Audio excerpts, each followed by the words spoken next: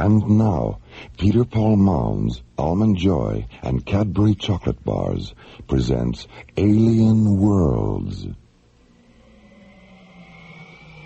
Slowly rotating at the edge of deep space, 1,000 kilometers beyond the atmosphere of 21st century Earth, is the Arthur C. Clarke Astronomical Observatory, Starlab.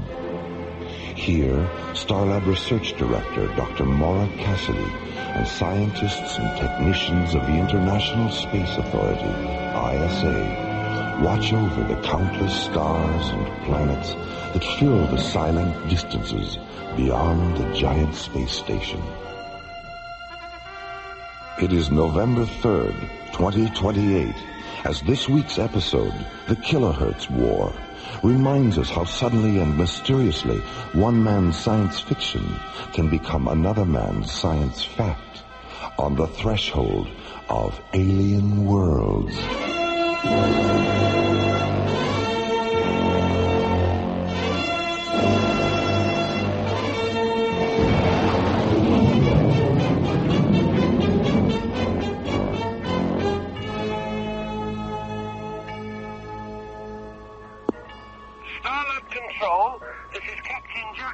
Commanding the Royal British Museum freighter Nile Delta. Registry number 98078. This is Starlab. Go ahead, Nile Delta. I know we're not expected, but we'd like permission to dock. What's the problem, Captain? The bloody technicians union at Gatwick called a strike while we were still on the pad. Our line crew walked up before they finished refueling us.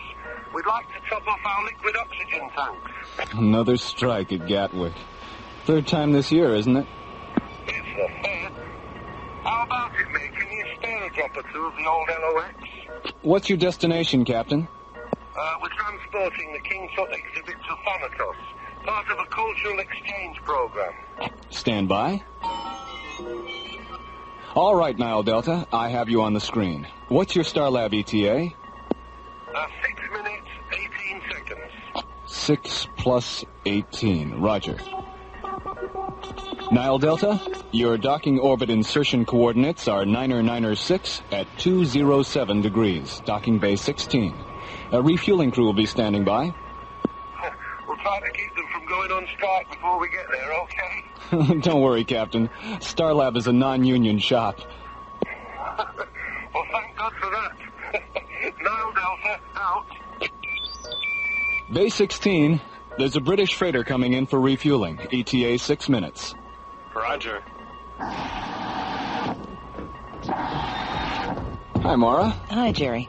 Have you heard from Major Corbin yet? Yeah, about a half an hour ago. He was just leaving Jupiter space. What's going on out there, Maura? Some unidentifieds have been shadowing the freighters taking Xelium ore off Callisto. The ISA thinks they're mineral pirates. Commissioner White sent Corbin's space exploration team to check it out. You want to hear his transmission? I have the recording right here. All right, let's give it a listen. Zodiac 1 to Starlab Control. This is Starlab. Go ahead, Zodiac 1. This is Major Ben Corbin commanding a flight of 3 SET Mirage-class interceptors. Pirate suspects identified as Levincian renegades. Engaged 2 of them. 1 destroyed, 1 damaged. No casualties our side. Half of the squadron remaining on patrol in the vicinity of Callisto, other half now departing Jupiter space. ETA at Stargate and Security Station 2130 hours. This is Major Corbin, Zodiac 1 out. Well, he certainly comes right to the point, doesn't he? You know him? But I've heard John and Buddy mention him a couple of times. I can't remember why. But I do remember they weren't smiling. Here, let me have the cassette, Jerry. I'll be talking to Commissioner White in a few minutes. I may as well play it for him. There you go. Thanks, Jerry. See you later. So long, Maura.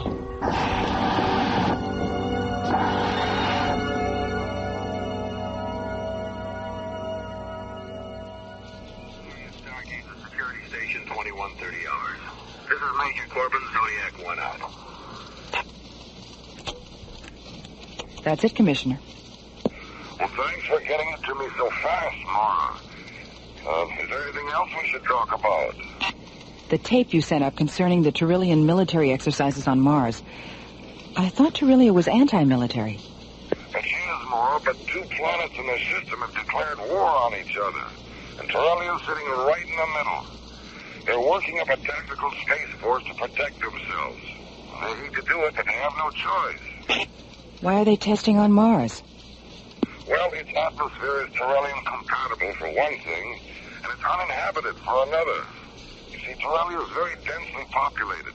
They didn't want to take the chance of hurting any of their people if an experimental weapon malfunctioned or one of their prototype ships crashed.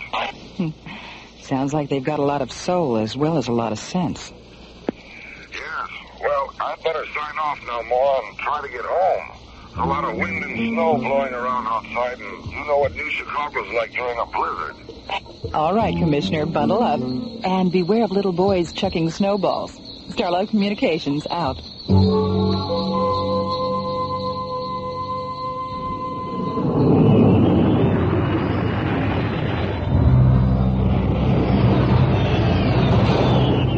Major Corbin.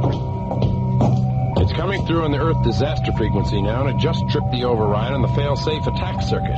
Punch it up in here. The vanguard of an invading army from the planet Mars. An emergency. San Diego burned into the explosive military operation Mars 2000 feet.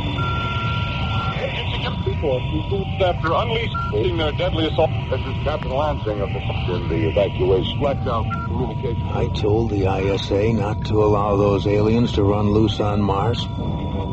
Have you been able to raise Starlab yet? No, sir, and we've been trying for over an hour now. The Torellians probably took out Starlab on their way to Earth. All right, Captain. Flash the pre-combat alert to the other ships. We're going to Mars.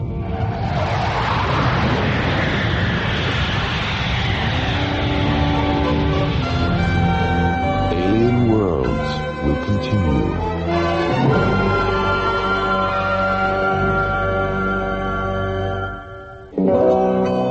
This woman's sorry for keeping you guessing. You never know what I'll do. That's why I'm here confessing. It's because sometimes I feel like a nut, sometimes I don't. Almond Joy's got nuts, Mounds don't. Almond Joy's got chocolate eating, coconut and munchy nuts too. Mounds got chocolate eating and chewy coconut. Ooh. Sometimes I feel like a nut, sometimes I don't.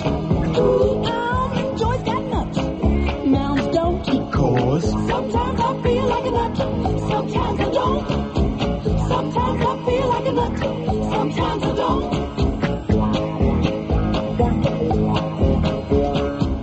Sometimes I feel like a nut, sometimes I don't.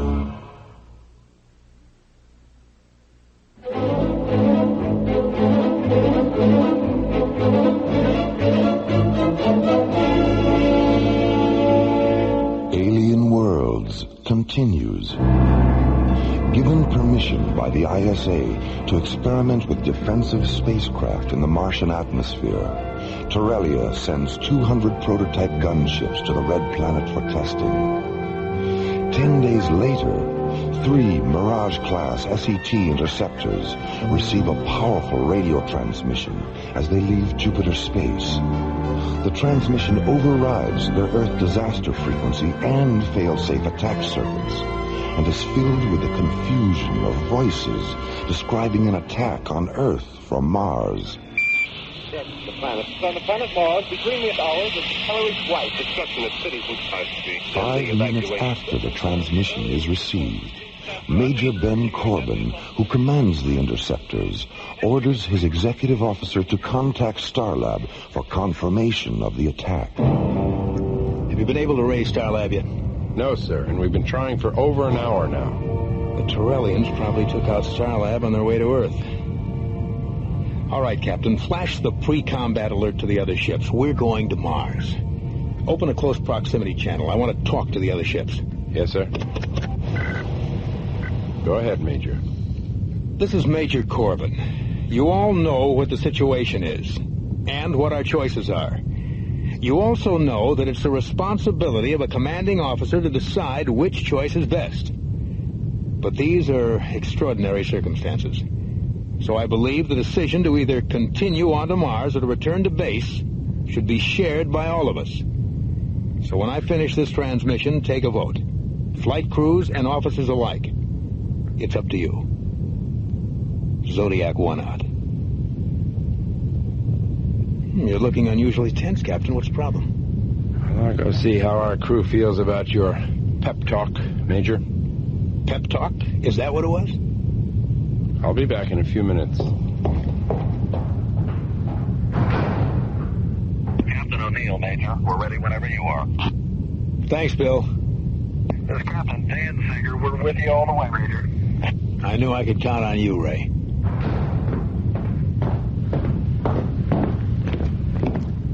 Well, what's the verdict, Captain? Pearson thinks we should return to base and wait for orders. Mm-hmm. What about the others? They're willing to go for it. Fine. What about you? I'm inclined to agree with Pearson. Why? Well, on a strictly legal level, any kind of military action without direct orders is a violation of the ISA Charter. Mm-hmm. With the exception of self-defense. What else? I don't think we have enough evidence to prove that the Earth is actually under attack. Let's hold off until we can authenticate the transmission. That transmission's been coming through for 2 hours now. And during those 2 hours, we haven't been able to contact Starlab or get a single response from the ISA on Earth. That is authenticity enough for me. All right. Suppose the Earth is under attack. 70 to 1 odds isn't retaliation. It's suicide. Come on now, Captain. You can be critical without being insubordinate. I don't know. Maybe I can't. Where's the line? It would help if you try to be a little more objective, Captain. This is a military issue. It's not an emotional one. Well, I guess that's the difference between us, Major, isn't it? You're objective, so you put your faith in action. I'm not, so I put mine in reaction.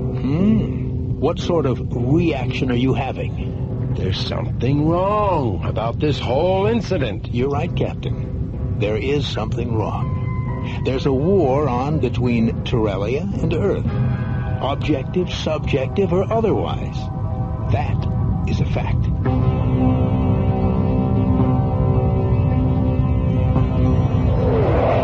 Flying in a tight triangular formation, the tips of their delta-shaped wings nearly touching, the 3 sleek white interceptors of Major Corbin's Zodiac flight execute a 360-degree roll and rocket away toward Mars.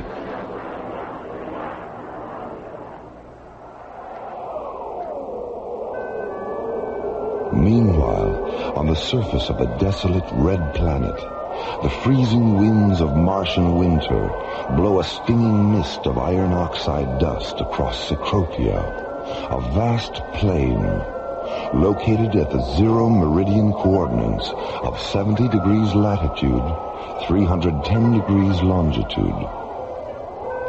In the middle of the windswept plain lies the Torellian Command Center.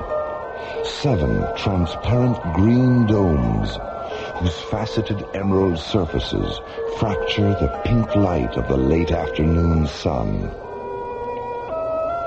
Standing near the domes, on legs that seem too fragile to support them, are 60 Torellian gunships in the shape of huge chromium dragonflies. Outside the central Torellian dome, Commander Ark Sathos stands looking up at the bleak Martian sky, his long, yellow-pleated cloak swirling around him, his delicate lungs protected from the iron oxide storm by the black filter mask covering his face.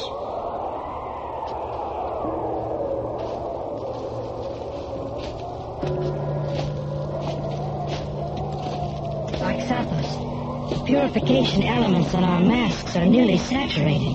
It's time we return to the dome. The 2nd and 3rd air garrisons, where are they, Sinparva? They should have returned by now. The planet is larger than we thought, and the targets we selected are in a night region.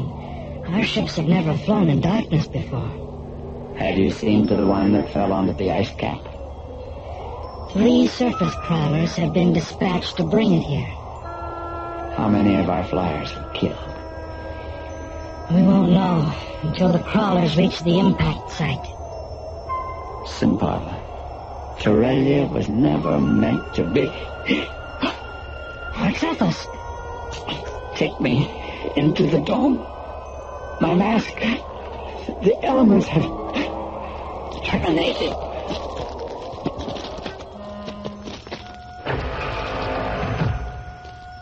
As Sin Parva rushes his commander into the protection of the central dome, Major Corbin's SET Zodiac flight enters the Martian atmosphere.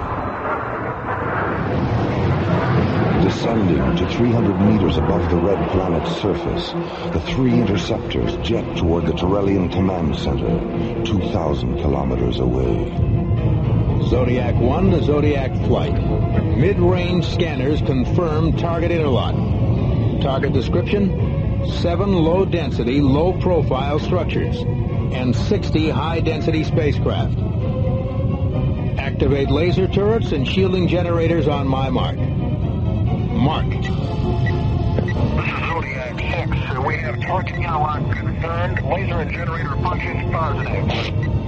This is Zodiac 3. Okay on target interlock. Okay on laser turrets and shielding generators. Maintain present course and speed. We'll be over the target in 44 minutes. Zodiac 1, clear. How you feeling, Captain? Any better? You know how I feel. Don't worry, you'll get over it.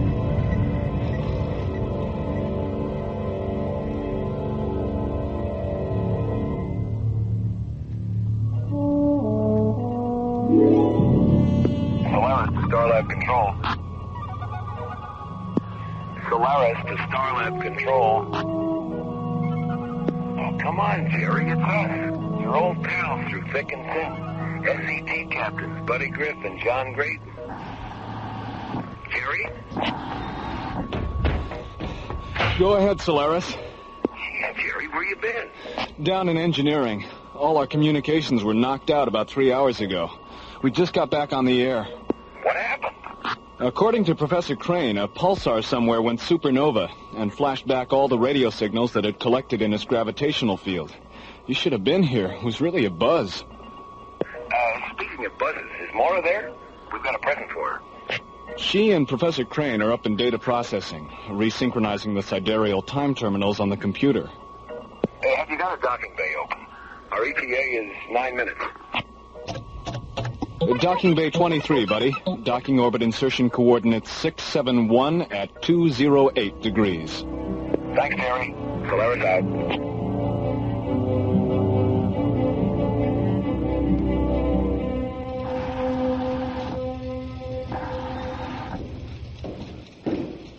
Hello, Maura. Hiya, Maura. Hi, buddy. Professor Crane. John, buddy, good to see you. How's it going? Jerry told us what happened. We just finished.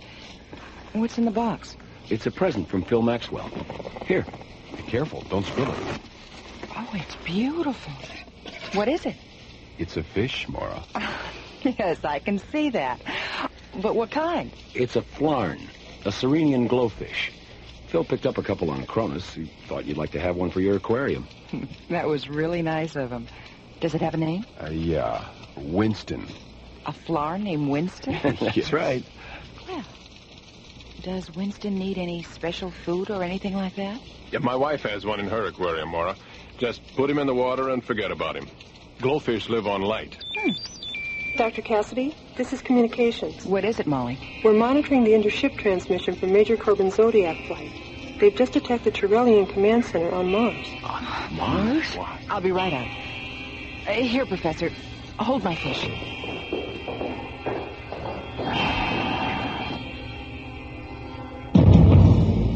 Alien Worlds will continue. Pardon me. Isn't that a Cadbury chocolate bar? I've never tried one. Oh, that's too bad. Do you mind if I have a teensy piece? Hey, you took my bar. I'll just take a little bit. It was for my wife and me. Oh, she'll love it. See, this is great. You know you can get carried away with this stuff? Yes, I've noticed. Oh, come on. It's a big bar. It's getting smaller. When people get a taste of a big, thick Cadbury chocolate bar, they get very carried away. Because only a Cadbury bar is so rich, so creamy, so Cadbury. And with the big-size Cadbury chocolate bar, you get a big choice. Cadbury Fruit and Nut, Cadbury Almond, Cadbury Caramello, and of course the big favorite, Cadbury Milk Chocolate. So remember, when you get your Cadbury, be careful, because with Cadbury, people can get very carried away. Can I have my Cadbury back now? Your Cadbury? Oh, well, I guess I got carried away. You'll get carried away with Cadbury.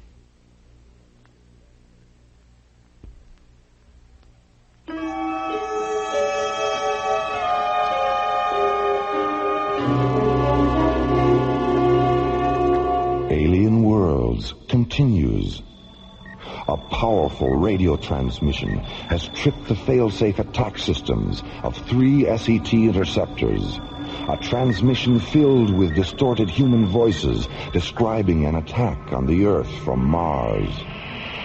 After unleashing their deadly assault, Captain Lansing of the ending evacuation flapped out communication due to the related difficulty with transmission. When Starlab and ISA headquarters on Earth failed to acknowledge his calls for confirmation of the attack, Major Ben Corbin reaches a tragic conclusion.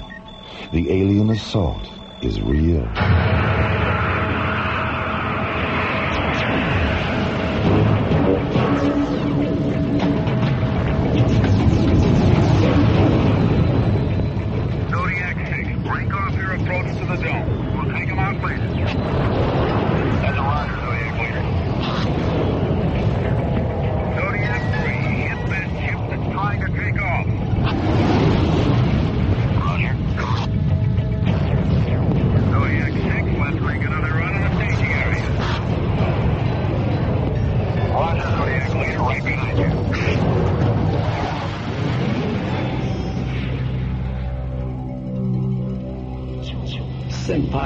Where did they come from?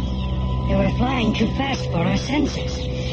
We had no warning. Have you tried to contact them? They don't respond. Then we have no other choice but to defend ourselves. Open the barrage zones. Inform our gunners that this is a lethal engagement.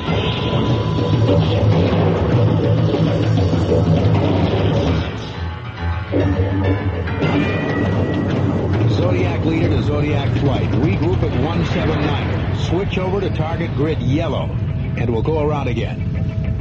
Starlab to Zodiac 1. Starlab. I knew we should have waited. I knew it. Starlab, this is Zodiac 1. Go ahead. What are you doing, Major? Get out of there now. Captain, check the source of this transmission. Major Corbin, this is Commissioner White. Get your flight back to Stargazer and turn yourself over to security. You've got one hell of a lot of explaining to do. But the attack on Earth, there was a radio transmission. It tripped our fail-safe system. We heard it on the other... We picked up the same transmission here at ISA headquarters, and so did Starlab. Zodiac 6 to Zodiac leader. Pull up, Major. The Trillians have opened up a gun range hole, and they're tracking you. Major, how much convincing do you need? If you don't give the order to break off this attack, I will.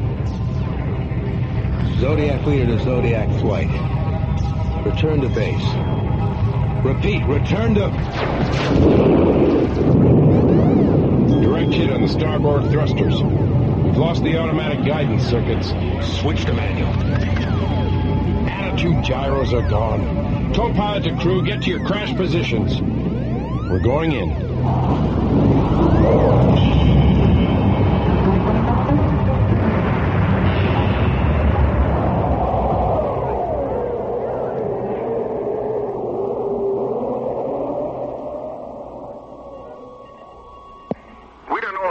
Survived, Dr. Cassidy. They were hit at a relatively low altitude and went down about 2 kilometers away from the domes. All right. Your orders are to come directly to Starlab. Commissioner White's on his way up. That's Roger, Starlab. Zodiac 6 out. I've finished analyzing the tape Jerry made during the pulsar flash, Maura. The frequency of the predominant voices and the frequency of the fail-safe override are exactly the same. 880 kilohertz.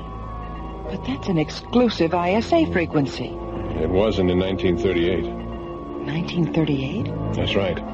The voices were originally transmitted from the Earth in 1938. What was there about the voices that caused Major Corbin to do what he did? Come on. I'll play the tape for you.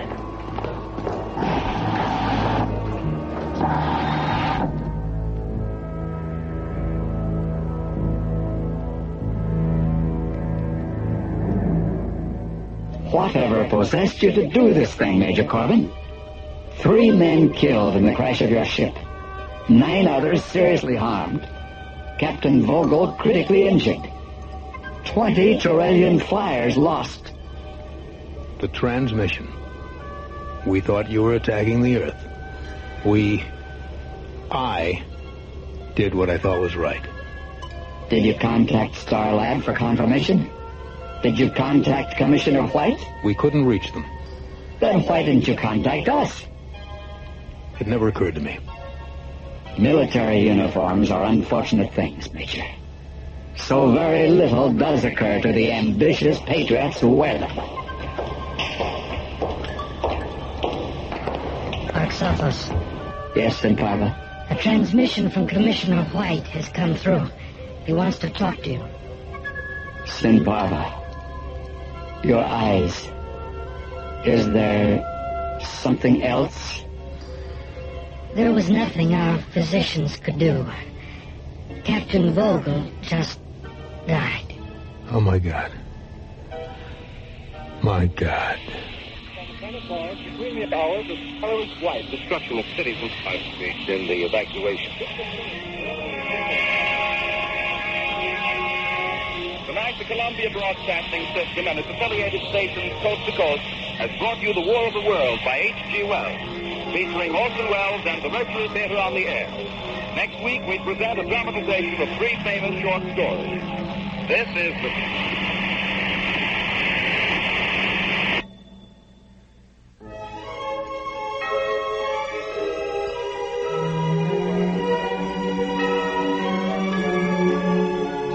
The Kilohertz War was written by Ron Thompson and starred Linda Gary, Chuck Olson, Bruce Philip Miller, Corey Burton, and the Watermark Players. With special guest stars Casey Kasem, Jeffrey Lewis, Joe Baker, Olin Soule, Richard Paul, and Pete Renaday. Associate producer Ron Thompson. Music director Tom Rounds. Engineer Stu Jacobs. Technical consultant Peter Sky. Assistant to the producer, Roger Brossi. Alien Worlds was created, produced, and directed by Lee Hansen and is distributed by Watermark Incorporated. And so until next week, this is Roger Dressler inviting you to join us for another journey into the elsewhere and elsewhen of Alien Worlds.